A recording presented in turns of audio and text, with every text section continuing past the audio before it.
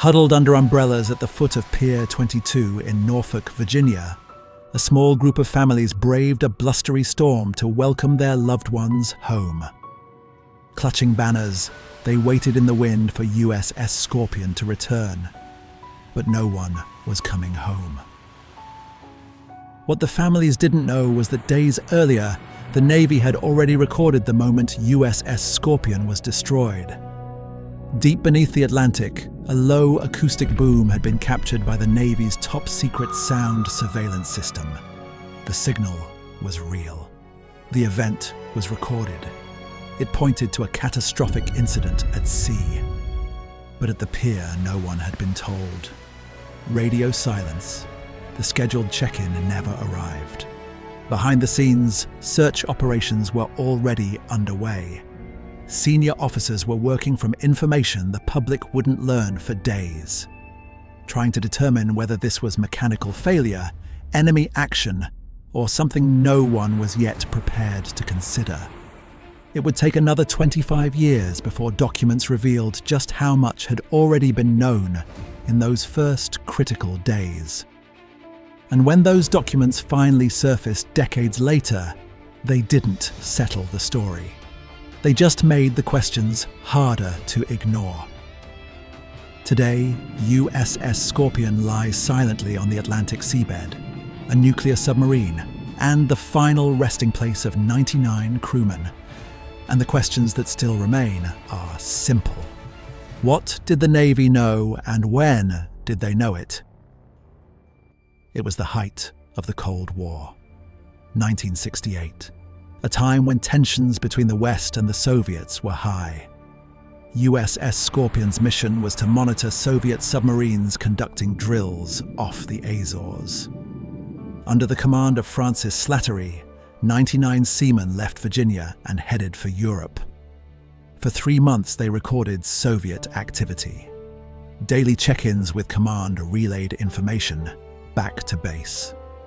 On May 17th, Francis Slattery and his men turned USS Scorpion around and headed for home. It had been a long time at sea, but with each passing day, the crew came closer to making it back to dry land.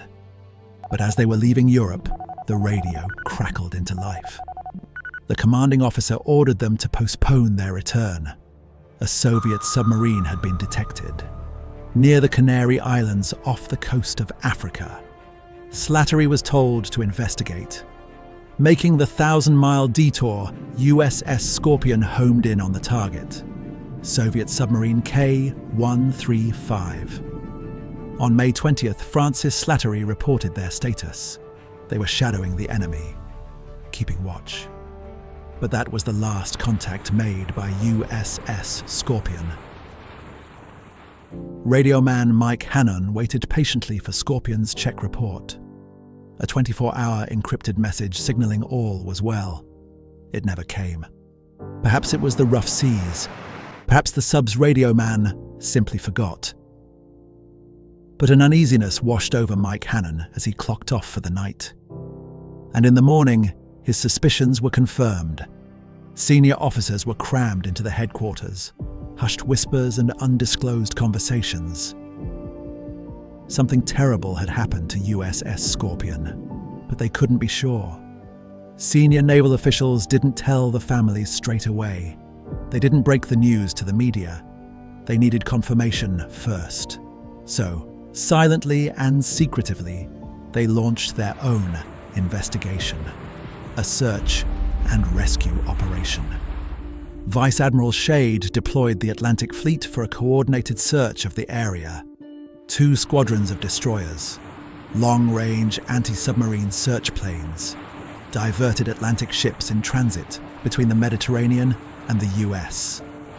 But nothing came back. Not an oil slick, nor floating debris field. And still, radio silence. But they wanted to keep the public calm. The families of the crewmen still believed USS Scorpion would return to port on Monday, May 27th at 1 p.m. They huddled together on the pier, staring out to sea.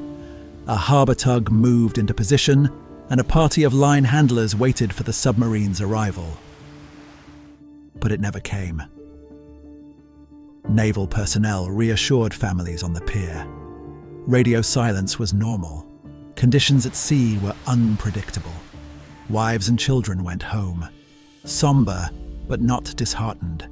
They would see their men in the next day or two, when weather conditions had improved. But the Navy knew something they didn't. Detected by the Navy's top-secret sound surveillance system, SOSUS. An underwater boom had sounded days before. SOSUS was a network of underwater acoustic sensors used throughout the Cold War to monitor and track submarines and surface vessels. Just 24 hours after Slattery's last radio transmission, an acoustic event was picked up on the hydrophones. The characteristic sound of a catastrophic incident, an explosion. But with no visual evidence of a catastrophe, the Navy remained silent, not wanting to alarm anyone, not wanting to send out misinformation. But as the days ticked by, and with still no word of the crew's whereabouts, pressure mounted on the Navy. They were forced to admit they had lost USS Scorpion and didn't know where she was. Only on May 27th, 4 days after they heard the acoustic boom, did the Navy announce that USS Scorpion was missing. Media coverage broke, and families learned that their loved ones may all be lost. Teresa Bishop, the wife of torpedoman Walter, stepped outside her home. The storm was still raging that night. News of her husband's disappearance had just broken, and above the sound of the crashing wind, she heard something devastating.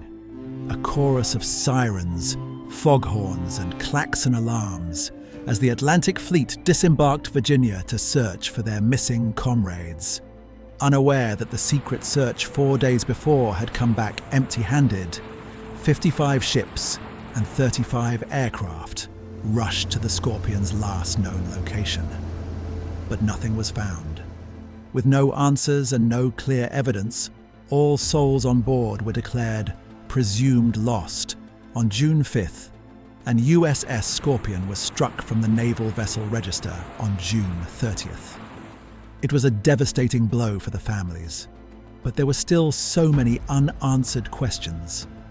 As the weeks passed, search vessels dropped off until October 1968, when the oceanographic research ship Mizar combed a 12-mile radius, 400 nautical miles southwest of the Azores.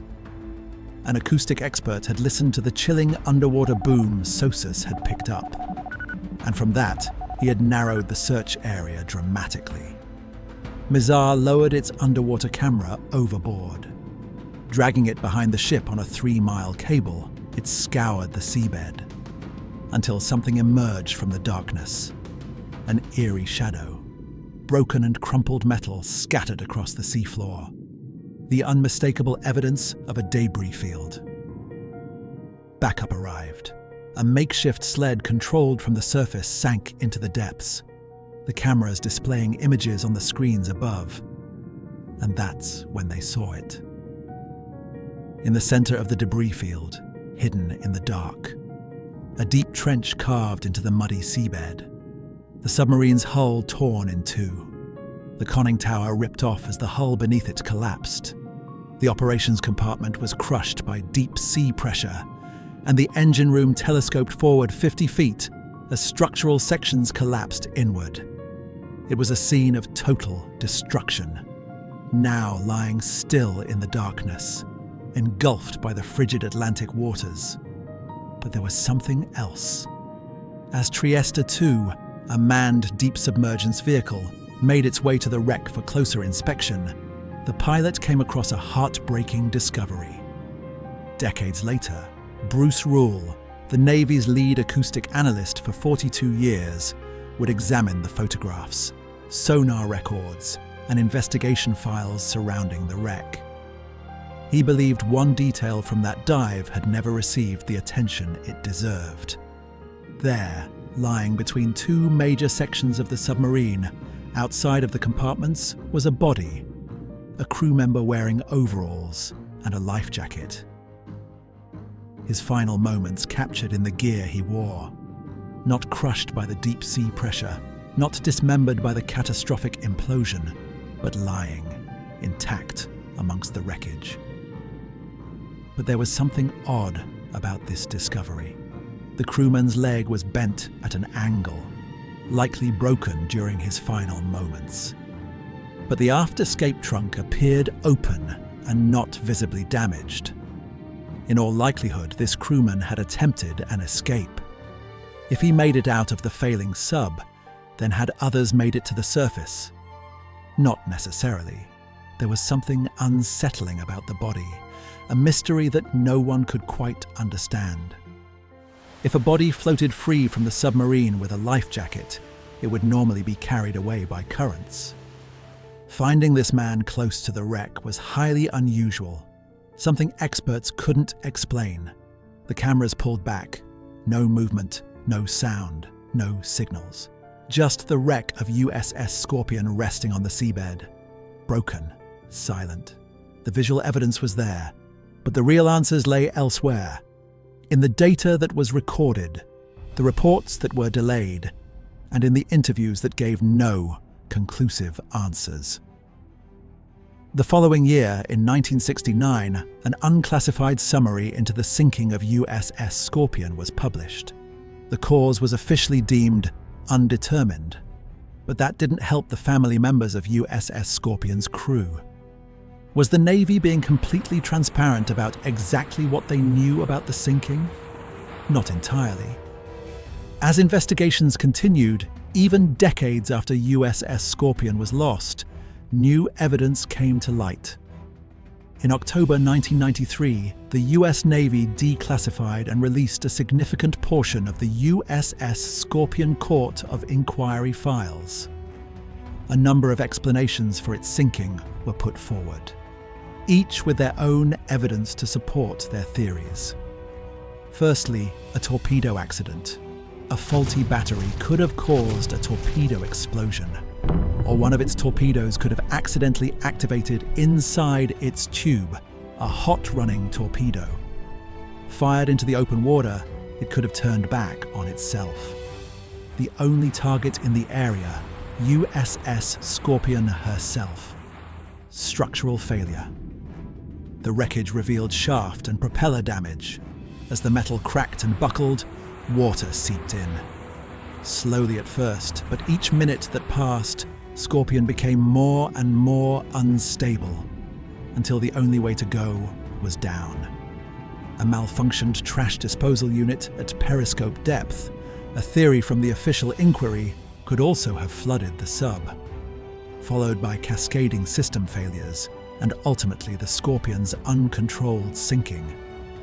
But the theory that was perhaps most intriguing of all was enemy attack. Tensions between the US and the Soviets were high.